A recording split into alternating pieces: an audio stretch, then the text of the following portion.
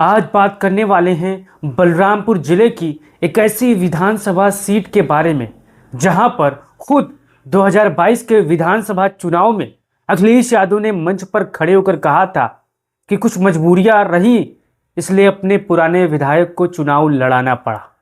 आज हम बात करने वाले हैं 291 तुलसीपुर विधानसभा सीट के बारे में।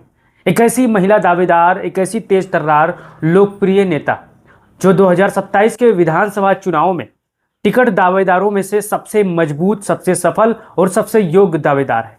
बात करते हैं ज़ेबा रिजवान की। जैसा कि आपको पता है, तस्वीर देख सकते हो, पढ़ सकते हो, बलरामपुर जिले की इस सीट पर सपा को मिल गई तेज तर्रार धाकड़ लोकप्रिय उम्मीदवार।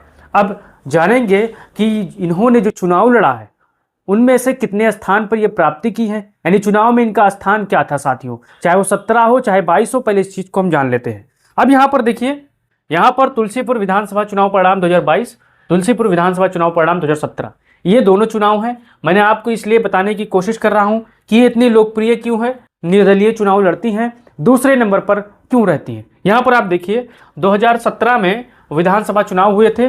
अब यहाँ पर कैलाश नाथ शुक्ला भारतीय जनता पार्टी से चुनाव लड़े थे, 62,296 वोट पाए थे, 18,659 वोटों से ये पहली बार विधायक बने थे। वहीं पर दूसरे नंबर पर ज़ेबा रिजवान जो कि इंडियन नेशनल कांग्रेस से चुनाव लड़ी थी, 43,000 यहाँ पर 637 वोट पाई थी। और समाजवादी पार्टी के जो उम्मीदवार थे यहाँ पर वो तीसरे नंबर पर थे।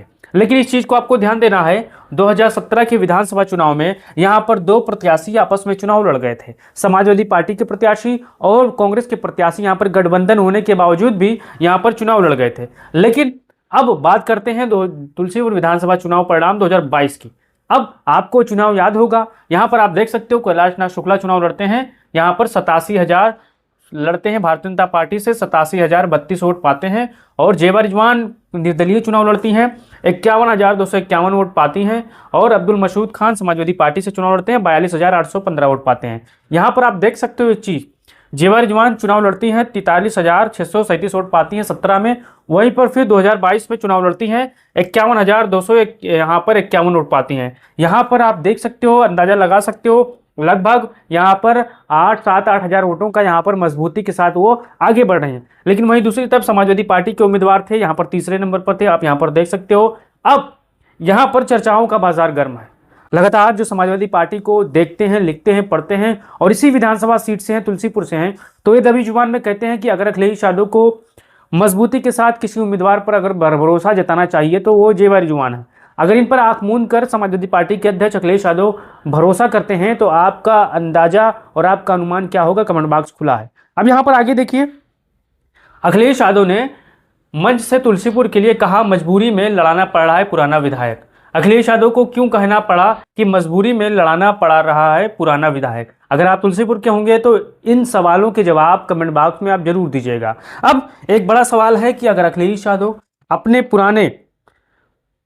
पुराने नौजवान साथी को अगर यहाँ पर मैदान में भेजते हैं तो क्या परिणाम हो सकता है। अब ज़ेबा रिजवान कौन है, यहाँ पर आप सभी को पता है। पहले यहाँ पर आप देख लीजिए तुलसीपुर विधानसभा चुनाव परिणाम 2012, ये 2012 का परिणाम है जब समाजवादी पार्टी की सरकार बनी थी। यहाँ पर उम्मीदवार का नाम देख सकते हो, अब्दुल मसूद खान समाजवादी पार्टी से चुनाव लड़ते हैं, 67,105 वोट पाते हैं। और सलमान जहीर जो ज़ेबा रिजवान के चचा हैं वो चुनाव लड़ते हैं बहुजन समाज पार्टी से, 33,395 वोट पाते हैं। कमलेश कुमार सिंह जो कि यहाँ पर चुनाव लड़ते हैं, 31,743 वोट पाते हैं। यहाँ पर समाजवादी पार्टी 33,710 वोटों से चुनाव जीत गई थी। और यहाँ पर आप देख सकते हो, अगर तुलसीपुर के होंगे तो अपना राय दे सकते हो इसको लेकर। अब यहाँ पर आगे देखिए, यहाँ पर लाल घेरे में आपको जो महिला नजर आ रही है, इन्हीं का नाम ज़ेबा रिजवान है और इनके पिता हैं रिजवान जहीर। आपको पता है 2022 का विधानसभा चुनाव का माहौल चल रहा था। तुलसीपुर में एक हत्याकांड होता है जिसमें आपको पता है कि किस प्रकार से इन तीनों को नाम वहाँ पर शामिल किया गया था, किस प्रकार से इनको कई साथी ये कहते हैं फंसाया गया था, कई साथी अलग अलग लोग हैं, अलग अलग टिप्पणियाँ करते हैं। लेकिन अब बात करते हैं 2027 के होने वाले विधानसभा चुनाव की।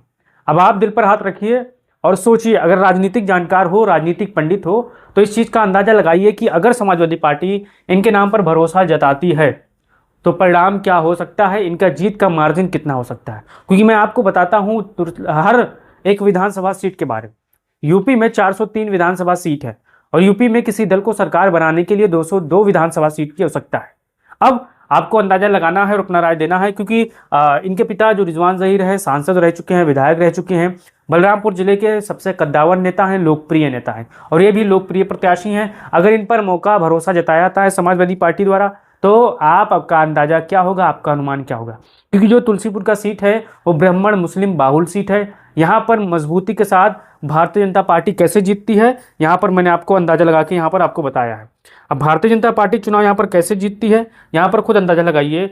ये दोनों उम्मीदवार आपस में प्रतिद्वंदी बन जाते हैं और यहाँ पर फायदा भारतीय जनता पार्टी को हो जाता है। अब अंदाजा लगाइए, अगर ये दोनों का वोट आपस में जोड़ दिया जाए, ये दोनों का वोट दोनों बार, तो यहाँ पर भारतीय जनता पार्टी कभी सपने में भी चुनाव न जीत पाए।